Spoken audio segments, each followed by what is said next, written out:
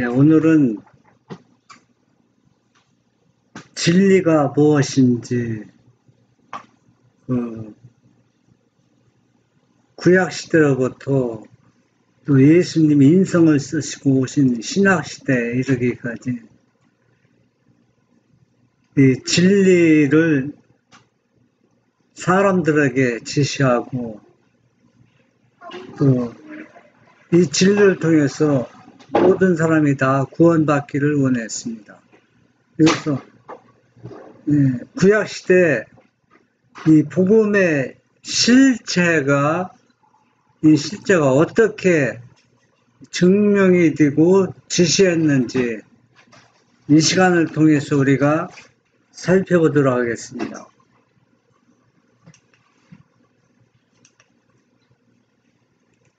창세기 12장 1절 2절을 보면 여호와께서 아브라함에게 이르시되 너는 너의 본토 친척 아비 집을 떠나 내가 네게 지시할 땅으로 가라. 내가 너로 큰 민족을 이루고 네게 복을 주어 네 이름을 창대케 하리니 너는 복의 근원이 될지라. 여기서 아브라함 하면 아마 하나님을 믿는 사람들은 아브라함이 어떤 존재인지 너무나도 잘 알고 있습니다. 그런데 이 아브라함에게 또 오늘날 우리들처럼 나라가 있었고 친족이 있었고 땅이 있었고 또 가족이 있었습니다. 이런 아브라함에게 하나님께서 명령하시는 것입니다. 네 모든 것을 다 어떻게 놔두고 떠나라는 얘기입니다. 그런데 이 일이 가능한 일일까요? 가능하지 어려운 일일까요? 구조화 선지자 125. 바벨에서 흩어진 후 또다시 우상숭배가 거의 보편화되자 마침내 주께서는 완고한 범법자들은 그들의 악한 길을 따르도록 내버려 두시고 셈 계통의 아브라함을 택하셔서 후대를 위하여 당신의 율법의 보존자로 삼으셨다. 아브라함은 미신과 이교신앙 가운데서 자랐다. 심지어는 하나님에 대한 지식을 보존하여 왔던 그의 아버지의 가족들까지도 그들을 둘러싼 유혹적인 가마에 굴복하여 여호와보다도 다른 신들을 섬겼다. 네. 여기 보면은 하나님께서 물로 심판한 후 또 사람들이 인구가 늘어나고 또 사람이 이 땅에서 많이 이제 존재하게 되니까 또 뭐가 보편화되고 있어요. 우상 숭배가 보편화되니까 하나님께서는 노아 홍수 때 노아의 8가족만 어떻게 됐습니까? 구원을 받았어요. 그런데 노아의 3아들 중에 셈이라는 아들이 있는데 이 셈 계통을 통해서 하나님이 구속 사업을 이루시는 역사를 이루는 것을 지금 여기 시작하고 있습니다. 셈 계통의 그것은 누굽니까? 아브라함입니다. 이 아브라함 하면은 아마 확실히 계산은 제가 안 해보았지만 대략적으로 계산해 보면은 역사를 보면은 노아 홍수 후에 약 한 500년 좀 경과한 후인가 400에서 한 500, 600그 사이입니다. 그 사이에 이 아브라함이 존재하게 됐었는데 이제는 우상 숭배가 또 보편화되니까 셈 계통의 노아의 아들 중에서 셈이 가장 진실하게 하나님을 경배하는 아들이었습니다. 그래서 셈 계통의 아브라함을 통해서 이 구속 사업의 역사가 이루어지는 것을 지금 우리가 볼 수가 있습니다. 그러나 참신앙은 중단되지 말아야 하였다. 하나님께서는 항상 당신을 섬기는 남은 무리를 보존하셨다. 아담, 셋, 에녹, 무드셀라, 노아, 셈은 계통을 이어가며 각 시대를 통하여 그분의 뜻을 담은 귀중한 계시들을 보존하였다. 데라의 아들 아브라함은 이 거룩한 신탁의 후계자가 되었다. 우상 숭배는 사방에서 그를 유혹하였으나 허사였다. 신실치 못한 자들 가운데서도 신실하며 만연하고 있는 배교에도 부패되지 않은 채 그는 유일하신 참 하나님을 예배하는 일을 끝까지 고수하였다. 여기 보니까 아담, 셋, 에녹, 무드슬라, 노아, 셈 계통을 이어가는 각 시대가 있었는데, 인물이 있었는데, 그 남은 자가 그 바통을 누가 이어받는 겁니까? 데라의 아들 아브라함이 그 거룩한 신탁의 후계자로서 세상에서는 모두가 거의 다 우상 숭배에 빠져 있지만 유독 아브라함은 거기에 현혹되지 않고 배교와 또 여러 가지 우상 숭배에서였대요. 거기에서 유일하게 참 하나님을 예배하는 일을 끝까지 고수하고 있음을 볼 수 있습니다. 그래서 하나님께서는 그 우상 숭배가 만면한 거기서 아브라함을 불러내는 것을 볼 수가 있습니다. 부자선자 126쪽에 보면 너는 너의 본토 친척 아버지 집을 떠나 내가 네게 지시할 땅으로 가라 는 하나님의 기별이 아브라함에게 이르렀다.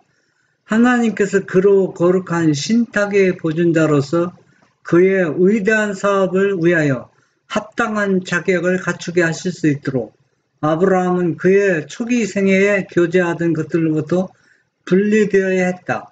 친족과 친구들이 감하는 주께서 당신의 종에게 주고자 의도하신 훈련의 방해가 될 것이었다. 이제 아브라함은 특별한 의미에서 천국과 연결되어 있으므로 그는 낯선 사람들 가운데 살아야 하였다. 이 당시의 사람들은 오늘날 어떻습니까? 우리가 이사 갈 때 그냥 이사 갑니까? 다 버리고? 어때요? 그냥 다 집, 다, 예를 들어 땅이 많은 땅, 또 집 좋은 집 다 버리고 갑니까? 팔고 가잖아요.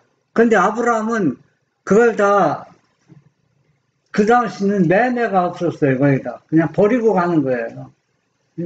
그럼 아브라함이 살던 집은 어떤 집이었을까? 여러분 상상해 봤어요?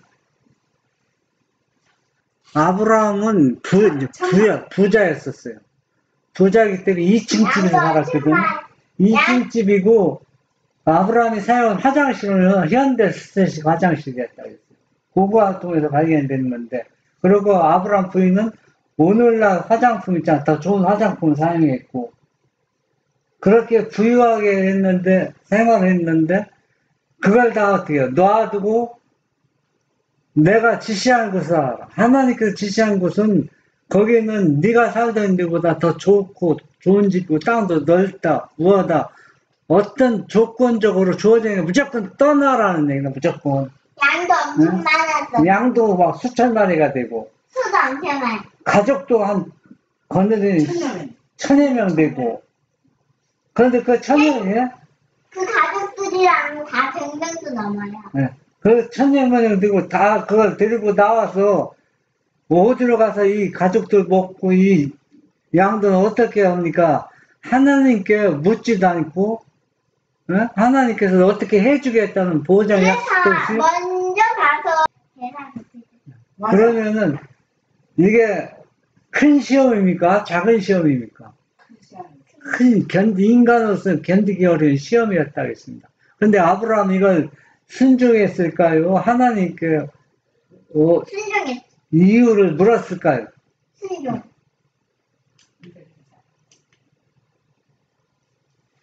그의 품성은 온 세상 사람들과는 다른 특별한 것이어야 하였다.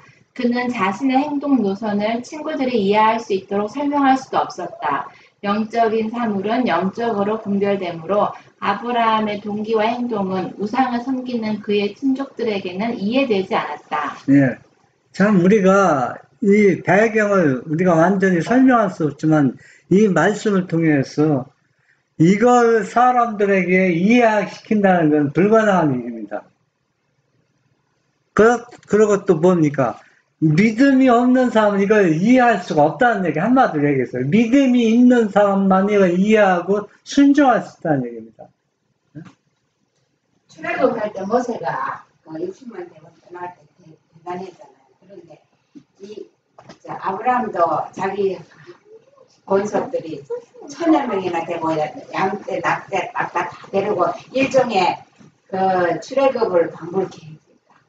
그거보다 더 어렵다고 볼 수 있죠. 그렇지, 그거는 하나님이. 이 아브라함은 자기 가족이라는 말입니다.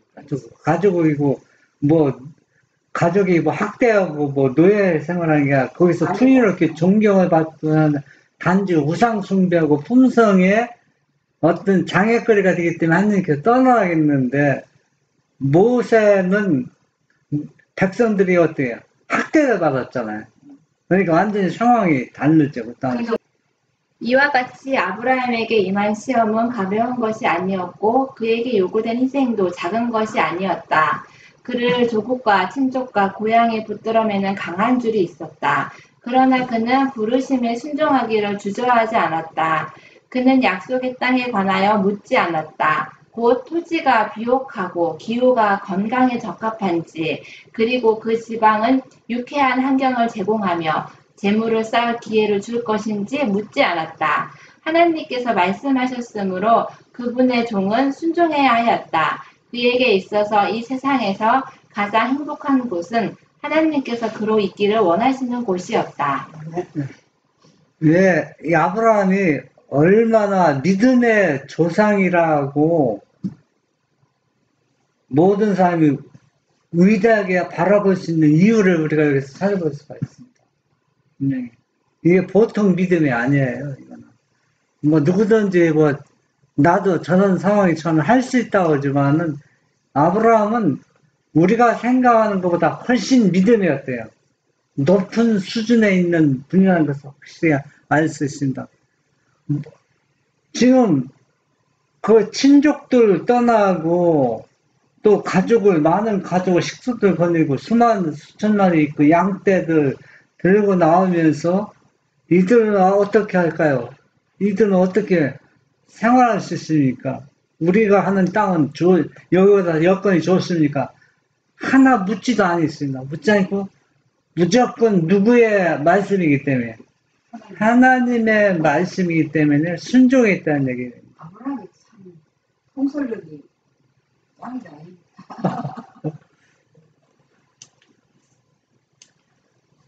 그게 좋은 순종이야. 하나님 순종이 좋은 거지.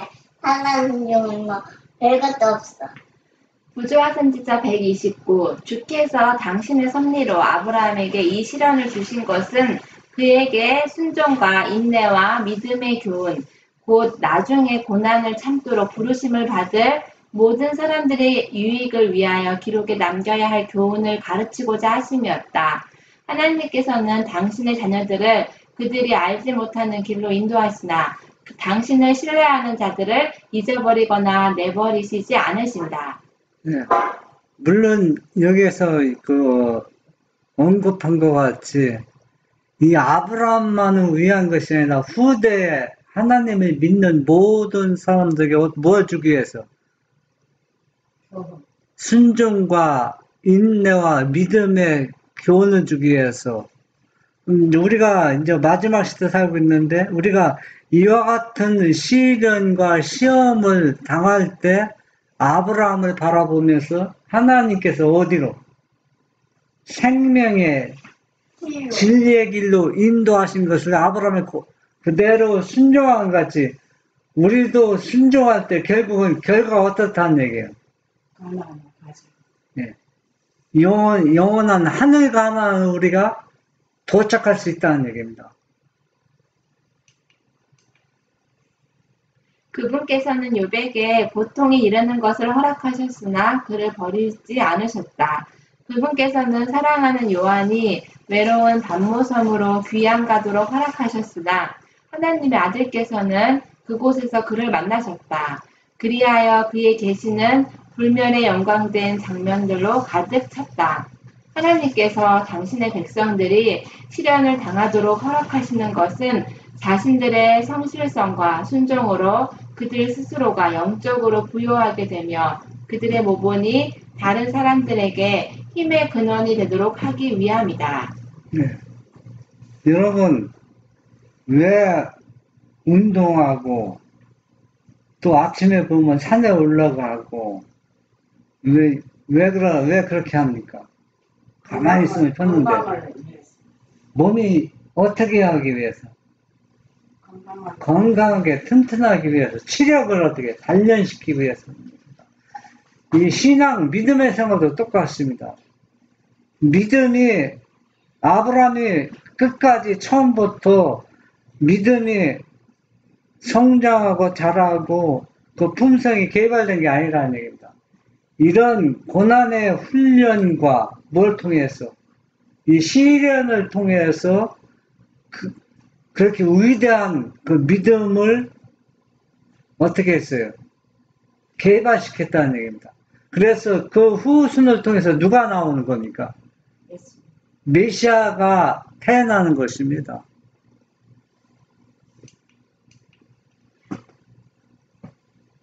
나 여호와가 말하노라. 너희를 향한 나의 생각은 내가 아나니 재앙이 아니라 곧 평안이라.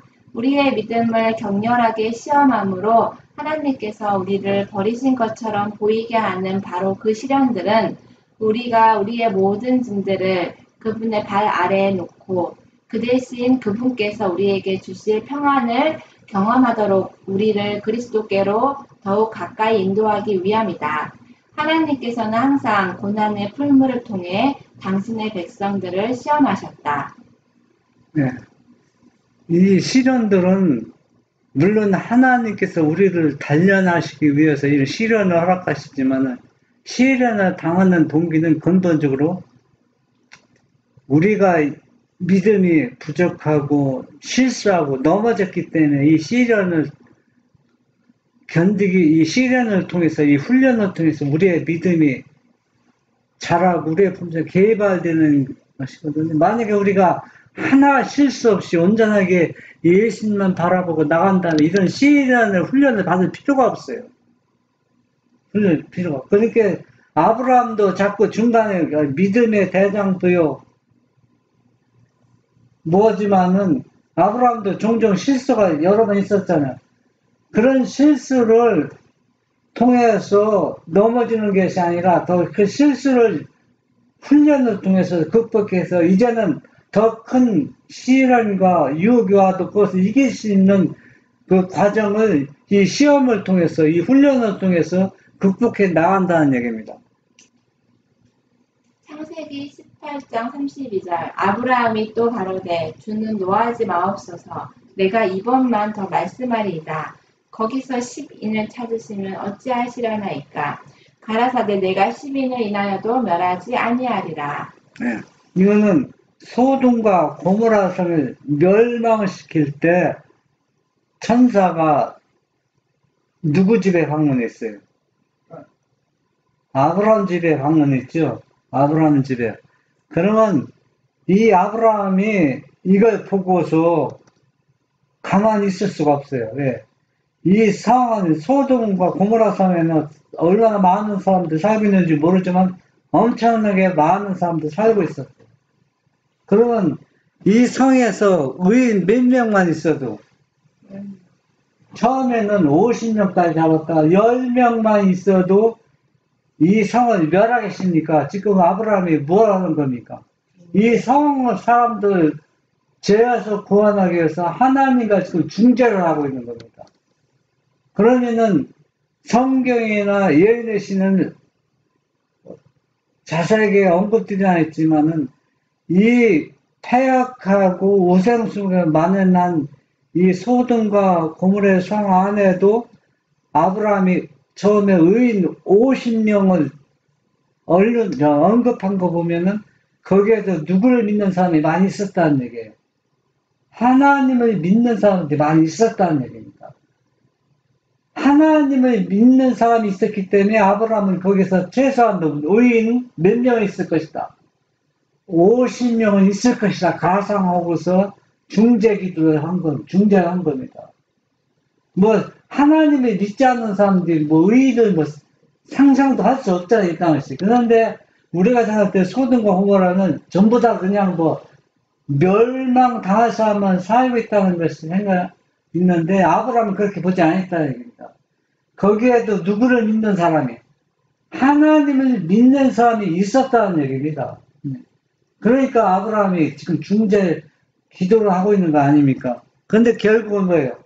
의인 10명도 없었다는 얘기입니다. 오직 누구만 그 성에서 구원받았어요. 롯만 구원받았는데 우리가 이 역사를 보면은 오늘날 대부분이 다 하나님을 안 믿는다고 하지만 하나님을 믿는 사람들 엄청나게 많잖아요. 이리 믿건 저리 믿건 어떤 얘기가 많지만 그 많은 사람 중에서 과연 아브라함이 소돔을 구원하기 위해서 의인 10명을 건했지만 오늘날 진짜 하나님을 올바로 믿는 사람들이 몇 명이나 나올지 우리는 모릅니다. 그 누구만이 알아요? 하나님만 알고 있다는 얘기입니다. 그만큼 이 세상은 어떻게 돌아가고 있다는 얘기예요. 우상 숭배에 빠져 들어가고 있다는 겁니다.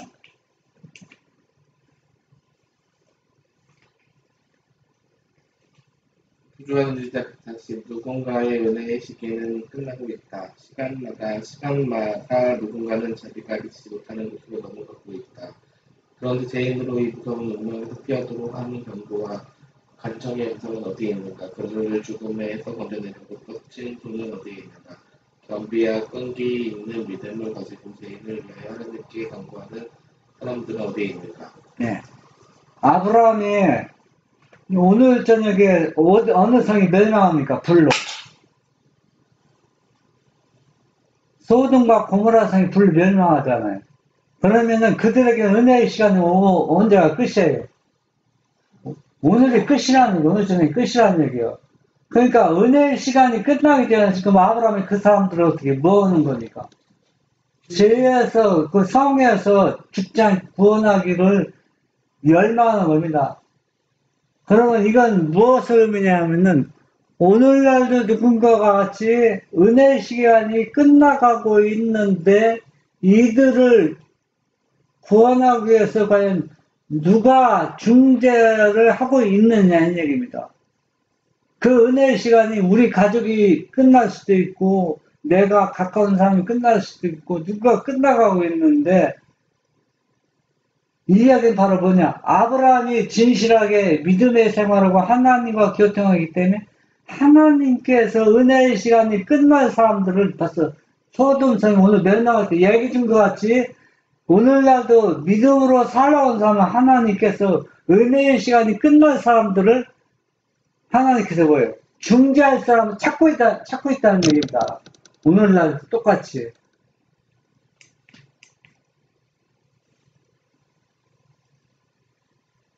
아브라함의 중심은 그리스도의 중심이었다. 하나님의 아들 자신이 죄인을 위하여 크신 존재자이시다. 죄인의 구원을 위하여 값을 치르신 그분은 인간의 영혼의 가치를 아신다. 피 없이 순결한 상태에서만 존재할 수 있는 그런 것에 대한 적개심과 함께 그리스도께서는 요한의 선을 품을 수 있는 사랑을 죄인에게 나타내셨다. 온 세상의 제일 무거운 짐을 몸소 지시고 십자가에 못 박히신 고통 중에서도 그분께서는 당신 자신의 능욕하는 자들과 살해하는 자들을 위하여 아버지여 저희를 사하여 주옵소서 자기의 하는 것을 알지 못함이다 라고 기도하셨다. 아브라함은 그 소돔성을 멸망시키기 전에 은혜의 시간이 끝나기 전에 그들을 건져내기 위해서 중재를 한 것은 누구의 정신이라고 했어요? 그리스도의 정신이라고 했습니다. 악이 얼마나 무서운지 악이 어떻게 종말을 당하고 멸망을 당하는지 너무나 잘 알기 때문에 이런 사람들을 어때요? 죄에서 구원하기 위해서 십자가에 달려 돌아가실 그리스도를 아브라함이 미리 보았다는 얘기입니다. 그러니까 이것이 복음의 실제라는 얘기다, 실제. 어떻게 해서 이 복음이 무엇을 하는지, 복음은 이 죽어갈 수밖에 없는, 죄가 얼마나 저주를 받고 무서운지, 이 저주와 죄에서 죽어가는 영혼들을 건져내기 위해서 하나님의 아들 예수께서 십자가에 돌아가셔서 그것을 믿는 모든 사람에게 구원을 주실 것을 믿고, 예수님은 자기를 십자가에 못 박은 사람들을, 저들은 그 죄를 알지 못하니 저들의 죄를 용서해 달라고 예수님께서 십자가에 돌아가시며 기도하는 것을 이 아브라함은 미리 보았다는 얘기입니다. 그것을 보았기 때문에 아브라함은 이런 중재 기도를 할 수 있었고, 이 아브라함의 중재 기도의 정신은 누구의 정신? 예수님의 정신이라고 선지자는 말하고 있는 것입니다. 이 아브라함이 갈대 오리를 우상 숭배하는 것에 떠나라 했을 때 떠났잖아요. 지금 우상 숭배하는 곳에서 사람들이 떠나야 되겠네. 그리고 롯이 그 소돔성에 있을 때 겨우 멸망받았지만 나와서도 또 그 대를 거기에서 그 영향으로 제대로 못 해낸 것이 지금 우상 숭배하는 곳에서 떠나는 시기인데 안 떠나는 거는 아브라함의 길을 안 가는 거네. 그러니까 하나님도 아브라함에게 명령했잖아. 떠나라고 했잖아. 네. 그러니까 말씀대로 순종하는 사람 하나님께서 갈 곳을 보여주는 겁니다. 너는 어떻게 하라. 도시에서 그냥 그대로 있는 사람들은 또 우상 숭배하는 그 집단에서 그냥 있는 거네요. 하나님 뜻이 아니에요. 구조와 선지자 145. 아브라함은 아들을 주시리라는 약속을 의심 없이 받아들였으나 하나님께서 그 정하신 시간과 방법대로 당신의 말씀을 성취시키도록 기다리지 않았다. 하나님의 능력에 대한 그의 믿음을 시험하기 위하여 지체되는 일을 허락하셨으나 그는 그 시험을 견디는 데 실패하였다. 사라는 자신이 나이 많아 자녀를 갖는 것은 불가능하다고 생각하여 하나님의 목적이 성취될지도 모를 방법으로서 자신의 여종들 가운데 한 사람을 아브라함을 취하여 첩으로 맞이해야 한다고 제의하였다. 일부 다처는 아주 널리 퍼져 있었기 때문에 그것을 죄라고 생각하지 않게 되어버렸으나 그것은 하나님의 율법을 위반하는 일이었으며 가족 관계의 신성성과 평화에 치명적이었다. 아브라함과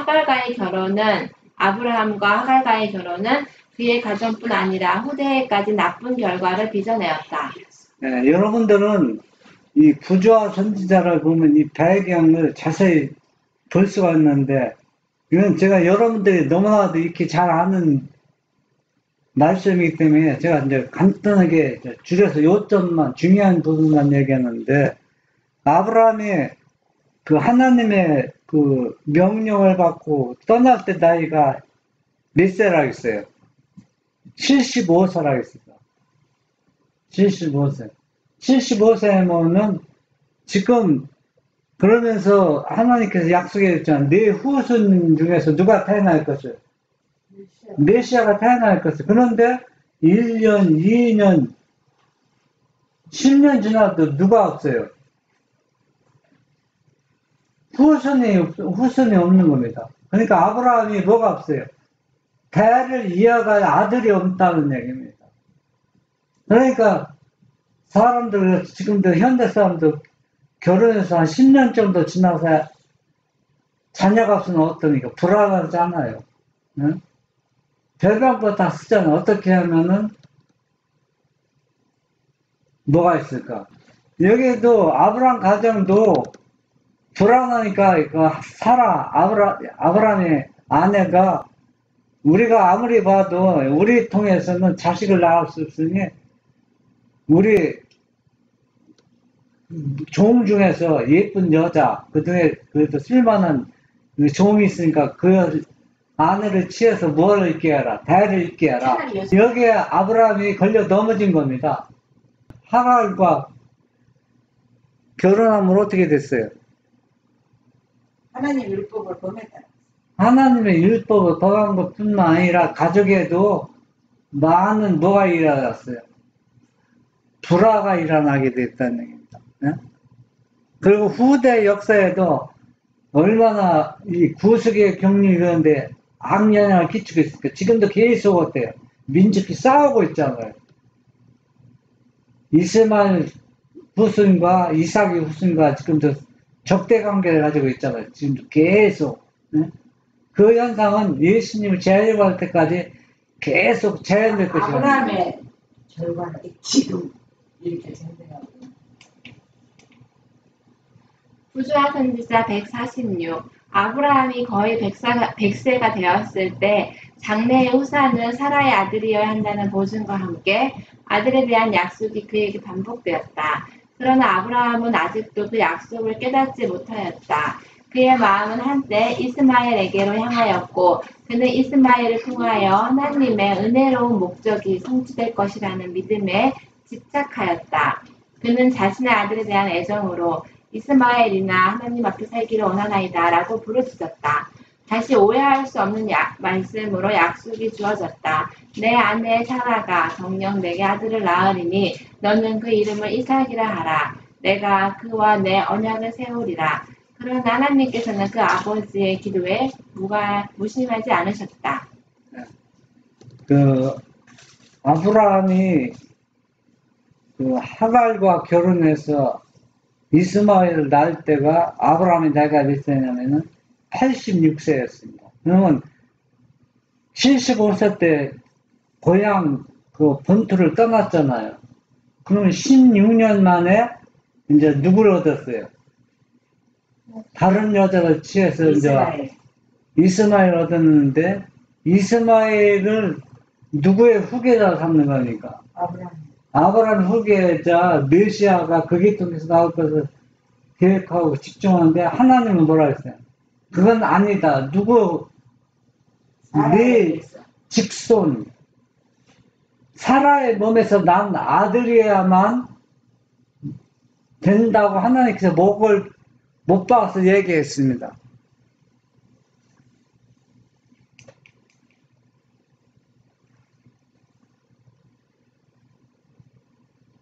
그 이후에 하나님이 아브라함을 시험하시려고 그를 부르시되 아브라함아 하시니 그가 가로되 내가 여기 있나이다. 여호와께서 가라사대 내 아들아 내 사랑하는 독자 이삭을 데리고 모리아 땅으로 가서 내가 내게 지시하는 한 산 거기서 그를 번제로 드리라. 네. 이 아브라함이 여러 번 실수했잖아요. 뭐 비가 안 와서 흉년이 들었을 때 저 어디로 갔어요? 이방인들 나라에 갔다가 거기에서 자기 아내가 때문에 자기 생명이 위태로우니까 아내를 누구라 하겠어요? 누이라 했죠. 누이라 해갖고 아내도 뺏길 뻔했는데 하나님께서 보호해 주셨잖아요.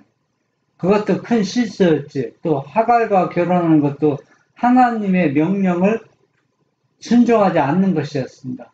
이런 실수를 통해서 하나님께서는 더 큰 무거운 갈대와 우르를 떠날 때도 작은 시험을 했다고 했어요. 큰 시험을 했다고 했어요.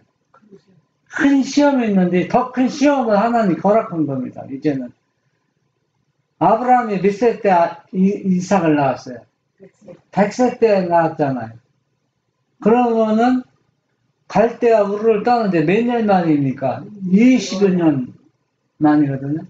그러면은 이 이삭이 물론 아브라함이 이스마엘도 자기 아들이기 때문에 사랑했지만 그날 이삭은 어때요? 더 많이 사랑했다는 얘기입니다. 왜?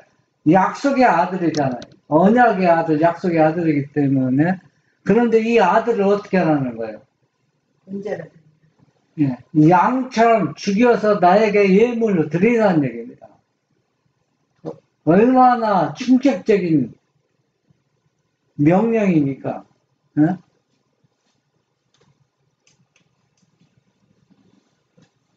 부조화 선지자 147. 하나님께서 충성된 자들의 조상이 되도록 아브라함을 부르셨으므로 그의 생애는 후대 사람들에게 신앙의 모본이 되어야 하였다. 그러나 그의 믿음은 완전하지 못하였다. 그는 사라가 자신의 아내라는 사실을 감춤으로 또 하갈과 결혼함으로 하나님께 대한 불신을 나타내었다. 그로 가장 높은 표준에 도달할 수 있도록 하기 위하여 하나님께서는 일찍이 사람이 견디도록 부름을 받은 시험 가운데 가장 견디기 힘든 다른 시험을 당하게 하셨다. 아브라함은 밤의 이상 중에 모리아 땅으로 가서 그에게 보여주게 될 산에서 그의 아들 이삭을 번제로 드리라는 지시를 받았다. 이 명령을 받을 때에 아브라함의 나이는 120세였다. 네. 여러분, 그러면 이삭이 20살 때문에. 네, 20살 되죠. 그러면은, 여러분이 아브라함 입장이라면은, 여러분 한번 어떻게 생각하겠어요? 하나님의 명령대로 때까지 갈 때 우리 예수가 떠났고 순종했으니까 순종해야 된다고 생각해요. 순종해야 한다고 생각해요? 지금 내 생각이지, 상황이 얼마든지 바뀔 수가 있어요. 언제 어떻게 변할지 몰라요. 불신을 물리쳐야지. 아브라함이 뭐라 했어요? 지금 조금 전에 갔죠. 어디에서 실수했어요. 자기 아내라는 사실을 감췄고, 그것도 큰 실수죠. 또 하갈과 결혼한 것도 뭐예요? 그것도 큰 잘못이죠. 이런 잘못 때문에 뭘 당하게 된 겁니까? 아들을 드리라. 아들을 제물로 드리라는 사단이 고소했잖아요. 네. 이렇게 이삭이 이랬는데 그러니까 우리가 이런 실수를 그래서 용서받으면 끝난다고 생각하는데 절대로 끝나지 않아요. 왜? 우리의 품성을 개발시키기 위해서는 아브라함이 더 큰 시험을 받은 것처럼 그런 것들은 우리도 똑같은 역사가 반복된다는 얘기입니다. 한 번 우리가 잘못해서 용서받으면 끝나는 게 아니라 더 어려운 시험에 닥치면 계속 그것을 이김으로써 우리의 품성에 자꾸 개발되고 품성을 예수님을 닮아가는 겁니다. 그러니까 이 아브라함이 120세면 노년이잖아요. 노년이면 자기가 그렇게 사랑하는 아들을 자기 손으로 죽인다는 것. 그거 엄청난 인간으로서의 가장 헛된 시험이라고 시련이라고 볼 수 있습니다. 명령은 그 아버지의 마음을 고통으로 찌르게 했음에 틀림이 없음을 단것 같은 말로 표현되었다. 내 아들을 내 사랑하는 독자 이삭을 순대로 드리려니라. 이삭은 그의 가정의 빛이요 그의 누렁의 위로요 나는 모든 것보다 약속된 축복의 유사였다. 그런 아들을 사고나 질병으로 잃는다 해도 사랑하는 아버지에게는 가슴이 찢어지는 일이었을 것이요 백발이 된 그를 슬픔에 잠기게 하였을 것이다. 그런데 그는 친히 자신의 손으로 그 아들의 피를 흘리라는 명령을 받았다. 그것은 그에게 도저히 불가능한 일처럼 보였다. 네. 지금 이 사실이 이 역사가 왜 복음의 실제라고 선지자가 말했는지 여러분 이해가 됩니까? 왜 복음의 실제인지. 하나님 아버지의 찢어지는 마음을 이 세상에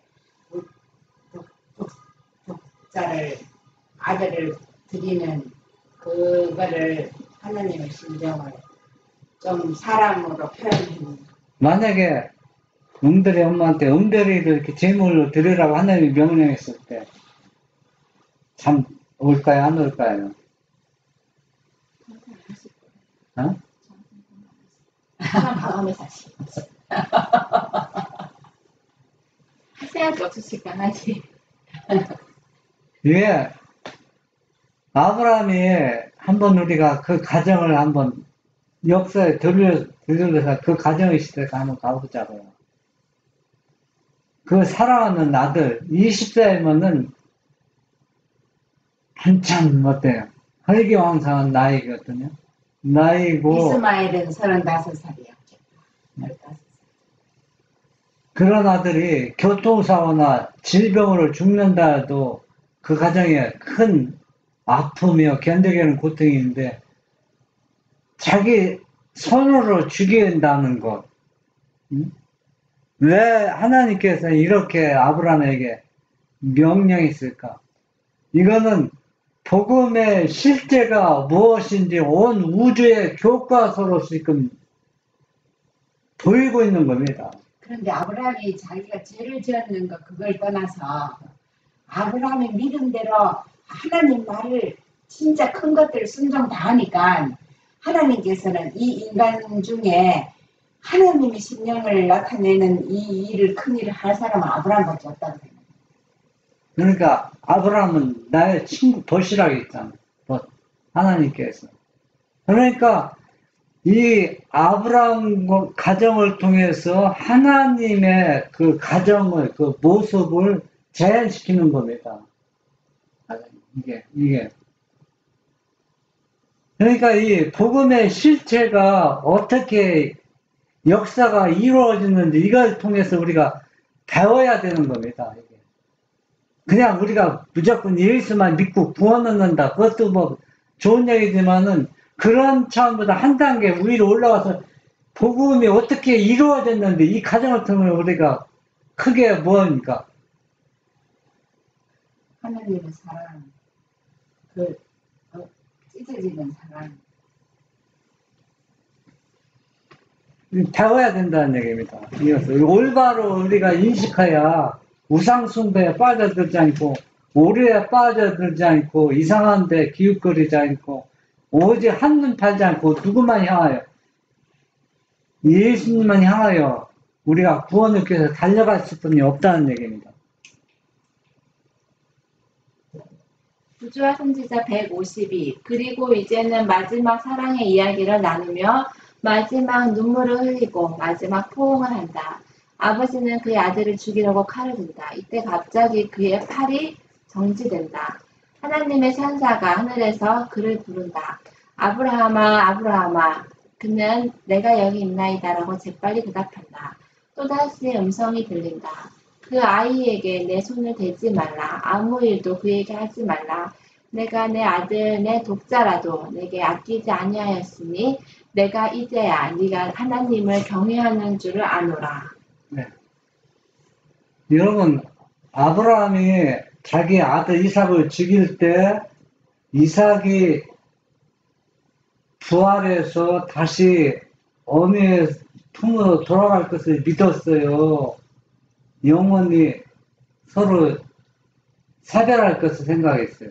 가슴이 찢어지지 않죠. 자기 혼자 그냥 그러니까 나는 좀 믿고. 자기 혼자 돌아갈 것을 그건 이제 그 후에 다른 어떤 방법이 있을 거라. 이제 후에 이제 그러는데 한번 생각해 보세요. 이삭을 놔두고 자기 혼자 갔을 때 아내가 물어봤을 때 그러니까 우리가 여기서 여기 문제가 아니에요. 네?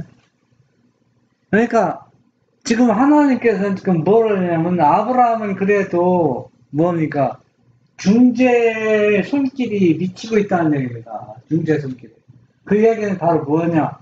우리가 어떠한 죄를 지어도 우리의 죄를 가져갈 존재 예수님이 있다는 얘기, 아들이 있지만은 있다는 얘기입니다. 그 얘기는 뭡니까? 우리가 죄를 지어도 좋다는 얘기가 아니잖아요. 그만큼 뭐가 있다는 얘기예요. 은혜가, 너희들 아무리 고통당하고 어려운 시험당해도 뭐가 있다는 얘기예요. 은혜 안에서 이 일이 이루어지겠다는 얘기예요. 그러면 왜 아버지께서 왜 그런 얘기 하시는가 이제 그 다음 한번 보겠습니다.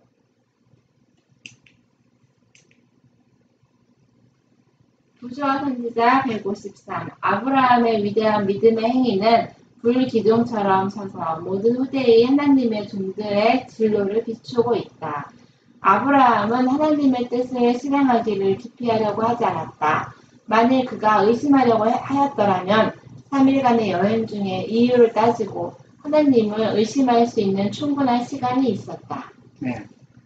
우리가 진리를 찾는데 뭐 여러 가지 이유가 있겠지만은 변명할 여지가 없습니다. 아브라함도 그 이삭을 모리아 산으로 데리고 가면서 하룻밤과 3일이라는 시간에 얼마든지 하나님께 이유로 물을 수 있는 시간이 충분히 있었어요. 성경에서는 사람을 예물로 드리는 것은 성경에는 없습니다. 그건 누가 하는 거예요? 이방인들이 하는 짓이거든. 이방인들이 자기 신에게 제사 지내기 위해서 사람을 자기 아들, 자녀로 바친 예는 있지만은 하나님을 믿는 백성 중에서는 이것이 처음 있는 일입니다. 전에도 없고 후에도 이런 일이 있을 수가 없는 일이거든요. 그 이유를 아브라함이 물을 수가 있어요. 이거는 당신이, 하나님께서 이거 잘못 생각하십니다. 어떻게 그러십니까? 그러나 그것 하나 묻지 않았다 했습니다. 왜? 하나님이 하시는 모든 일은 어때요? 절대 뭐가 없어요. 실수하거나 착오가 없다는 것을 아브라함은 너무나 잘 알고 있기 때문에. 이와 선지자 154. 하나님께서 아브라함에게 그의 아들을 죽이라고 명령하신 것은 그의 믿음을 시험하시는 동시에 복음의 실제를 그의 마음에 새겨주기 위함이었다.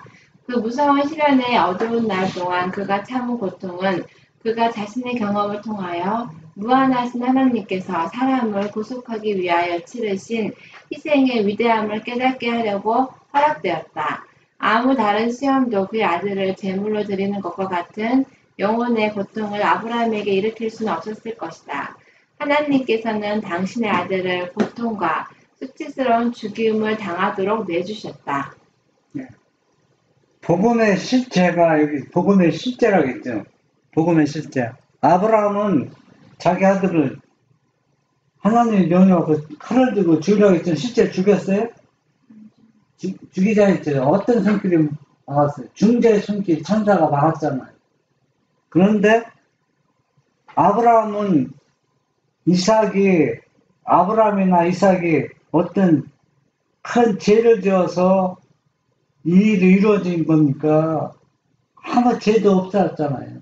잘못해서 이 일이 일어나잖아요. 그런데 하나님께서는 자기 아들을 어때요? 아브라함은 아들 이삭 참 그렇게 죽는 게 아니었잖아요. 뭘 줘요? 가장 치욕스러운 뭐로 몰려 죄인으로 몰려서 이 세상에서 가장 휘악한 무슨 범으로 가장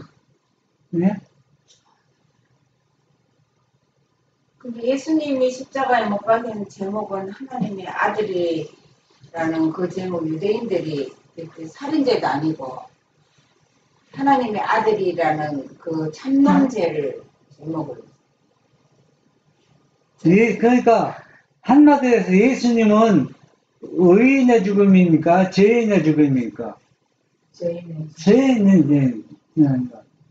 그러면 왜 예수님이 그런 치욕스러운 죽음을 왜 죽어야 된다는 얘기입니까?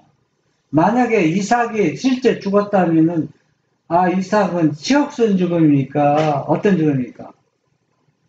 의로운 죽음 있잖아요. 믿음의 용사라고 성경에 기록될 겁니다. 근데 예수님의 죽음은 인간의 나의 모든 죄를 가지고 왔기 때문에 죄인이 마땅히 죽여야 할 죽음을 당한 것처럼 그런 취급을 받고 죽었다는 얘기입니다. 그런데 죽음이 다른 게 예수님은 능력이 많은데도 그렇게 죽음을 참으셨다는 거고 이삭은 능력이 이삭도 저기 안 하면 죽기 안 하면 안 할 수도 있으면 순종했다는 거예요. 아니 그렇지만은 만약에 다르지.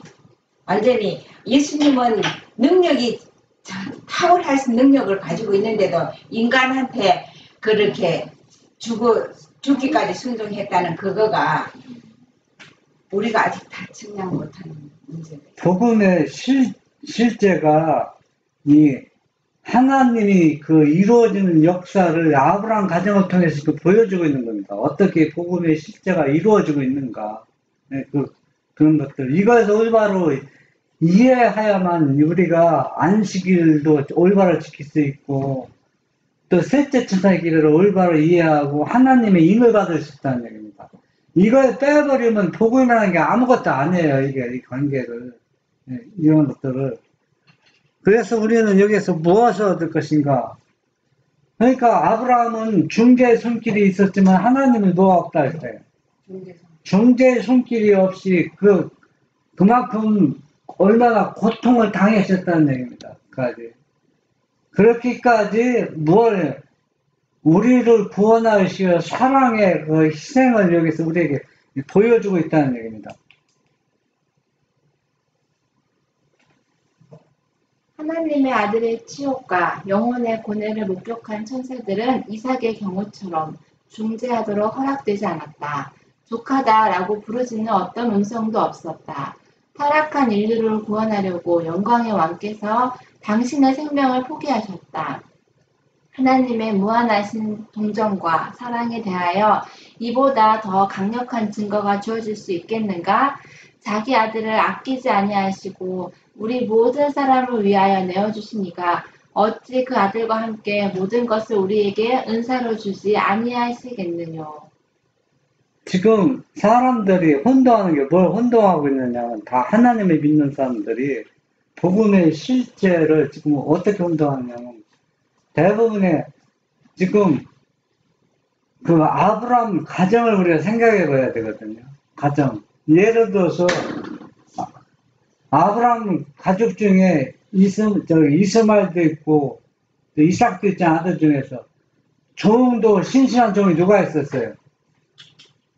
엘리에셀이 종이라는 게 있었잖아. 그 후계자로 선택하려고 했더니 하나님이 거절했잖아요. 그건 아니다. 그러면 만약에 아브라함이 자기의 좀 신실한 엘리에셀을 이삭 대신에 모리아산에 가서 제사를 드렸다고 한번 생각해 보세요. 그러면 아브라함이 심적에 물론 고통은 있겠지만 아들을 번제로 드리는 고통 그런 고통은 당하지 않았겠죠. 그런 고통은.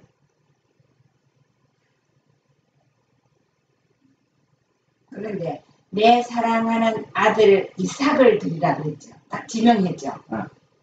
이스마엘도 아들이잖아. 아들. 이스마엘 드리라 그러지도 않고 지명하여 이삭을 드리라 그랬잖아요.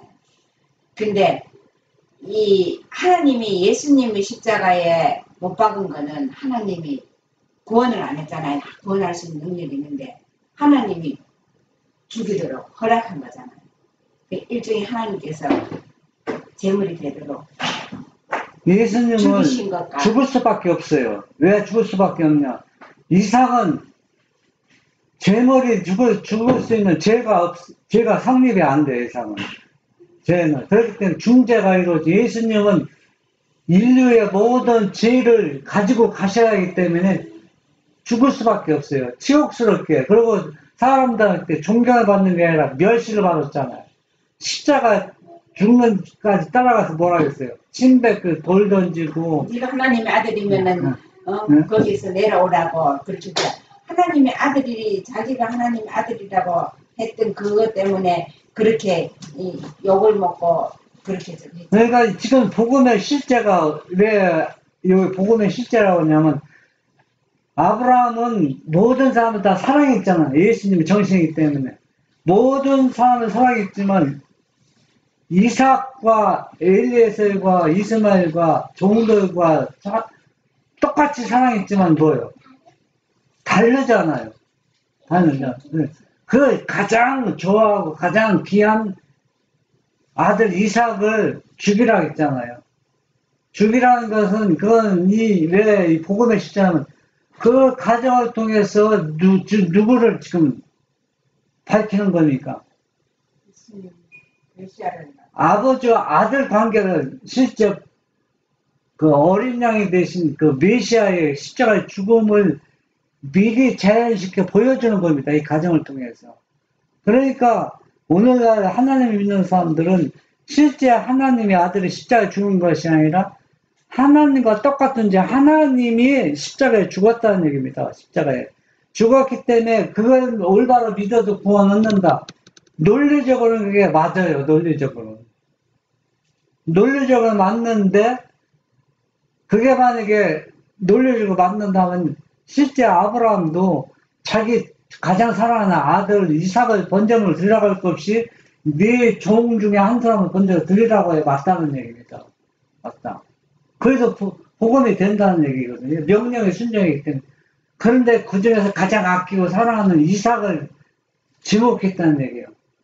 그러니까 실제 복음의 실제도 진짜 아버지가 존재했고 진짜 아들이 존재해서 아브라함이